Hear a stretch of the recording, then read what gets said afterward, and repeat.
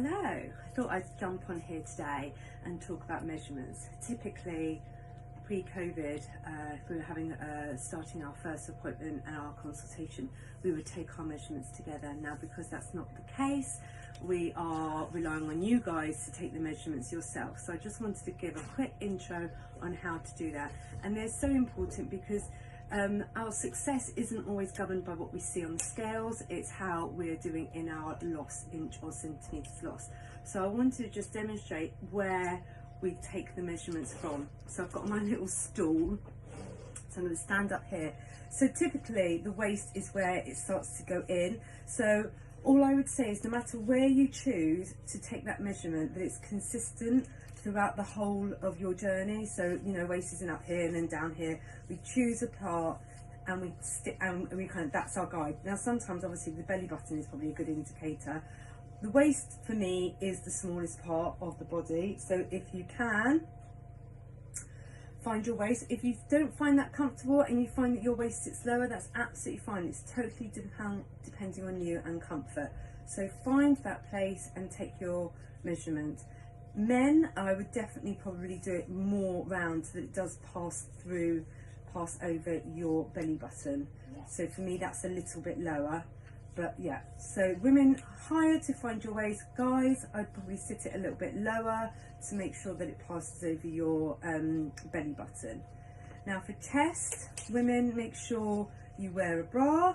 And I guess anything really for when you're taking your measurements, it's wise to wear as little clothing as possible. We want it to be, if we are wearing clothing, then we want it to be fitted and not baggy. So women, that is wearing a bra, and typically it is where your bra line sits. Guys, it's your chest bone. So if you can imagine, if you were going to be doing, if you were lying on your back and if you're going to be doing a chest press and you're bringing the bar down, you want the bar to hit directly here. So it's not down here, it's not up here, it's directly underneath where your pigeon bone is. Okay, so that is your chest. So guys, girls, it's round by your bra. Yeah, and then guys, it's obviously the same area really, just across your chest. Right, thighs, the widest part of the leg.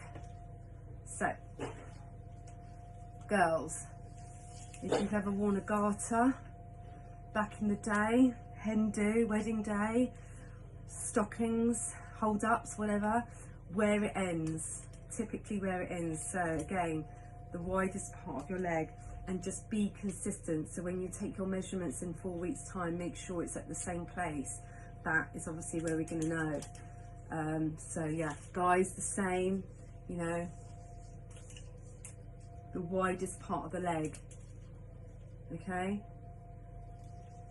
thighs. Now hips, there's another consultant on here, and she did a very good explanation of where the hip sits. So that is the widest part in between the thighs and the waist, and typically where your bum crack starts is where she said, which I really liked, and actually that's a really good visual reference point. So again, widest part, and I know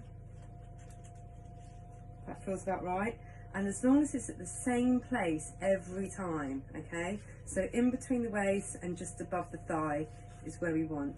Guys, that's absolutely the same for you. So probably where your jeans might sit, because guys wear jeans a lot lower typically than women, unless you're Simon Cowell.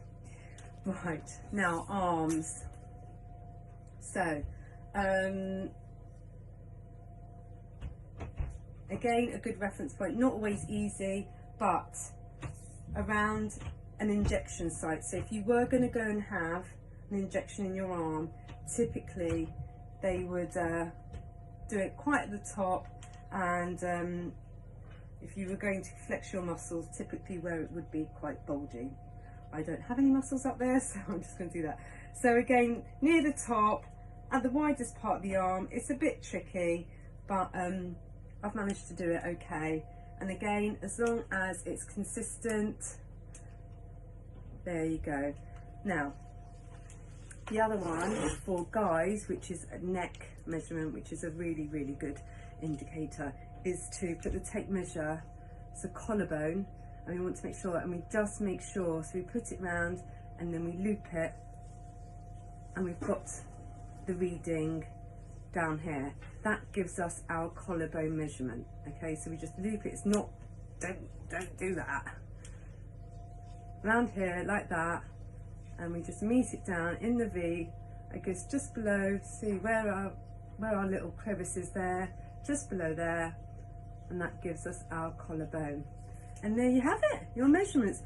You'll have them in your weight record card, so make sure that you jot them down and speak to your consultant. They are great statistics to look back to once you start to see the weight and the centimetres or inches come down. Best of luck, guys.